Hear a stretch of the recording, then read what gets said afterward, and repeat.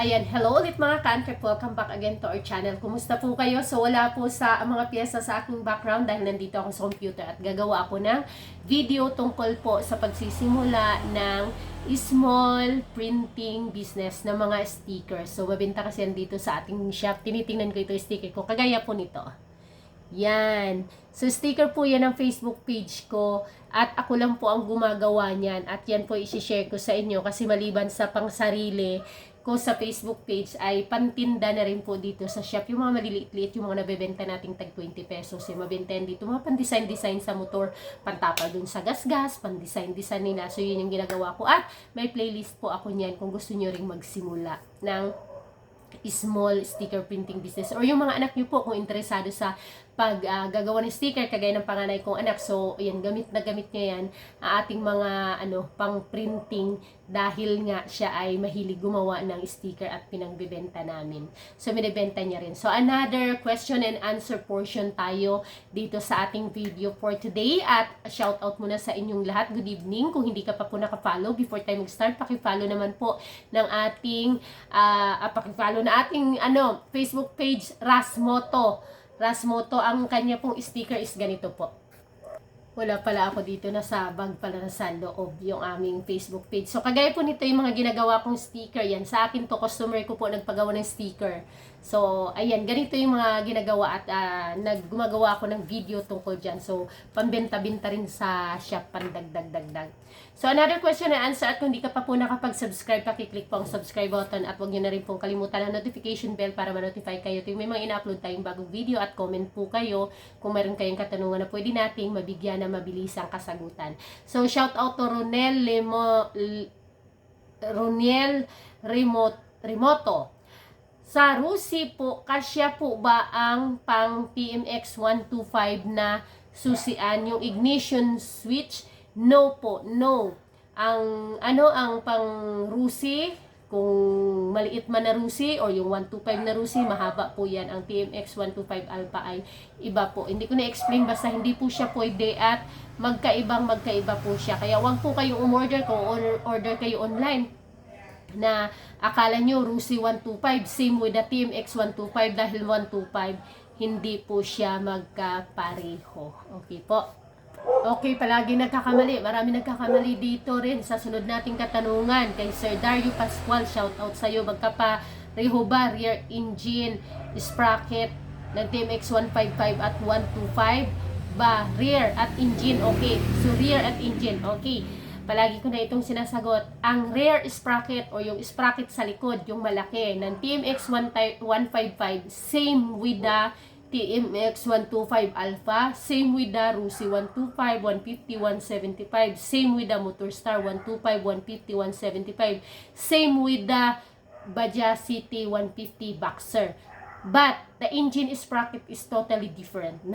Napa-English ako dun Magkaiba po ang kanilang engine sprocket, yung sa harap, yung maliit po. Iba po, ang TMX 155 ay pang TMX 155 lang talaga, CS/CS90.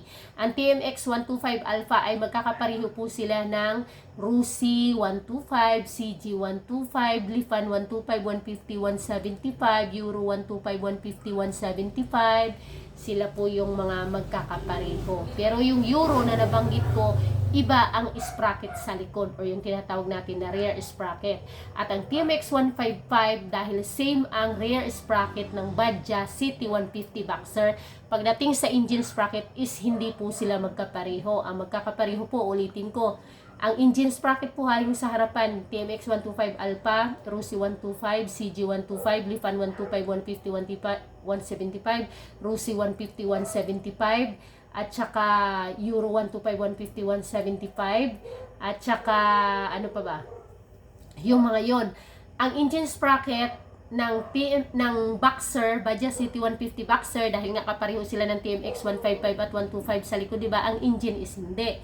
Ang kapareho naman ng pang Boxer or ng Bajaj City 150 na engine sprocket ay Bajaj City 125 at Roser 135. Sila yung mga magkakapareho ng engine sprocket. Ulitin ko, engine sprocket ng Bajaj City 150 Boxer, same with the Bajaj City 125 Roser 135. Sila yung magkakapareho ng engine sprocket. Pagdating naman sa engine sprocket ng TMX 125 Alpha, same with the Euro, Rusi, Lipan, CG. Pagdating naman sa rear sprocket sa likod, TMX 155, same with the Motorstar, TMX, Boxer, TMX 125.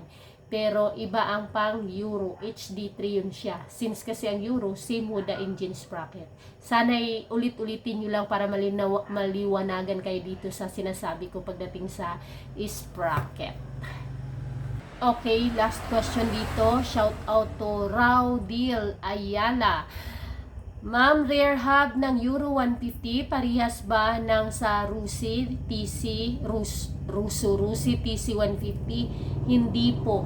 Dahil ang Euro 150, ang kanya pong, ano ba tawag dito? Ang kanyang sprocket nito kasi ay pang HD3, ang Rusi ay pang TMX. So, doon pa lang kaagad magkaiba na. Ngayon, ang ibig sabihin, ang butas nun, magkaiba sila. Tapos, si Euro po ay mayroon siyang rubber damper. Si Rusi ay wala pong rubber damper. Diretsuhan po yan, bearing kabilaan. Ang pupwede po kay Rusi ay TMX. Magpapalit lang siya ng brake shoe.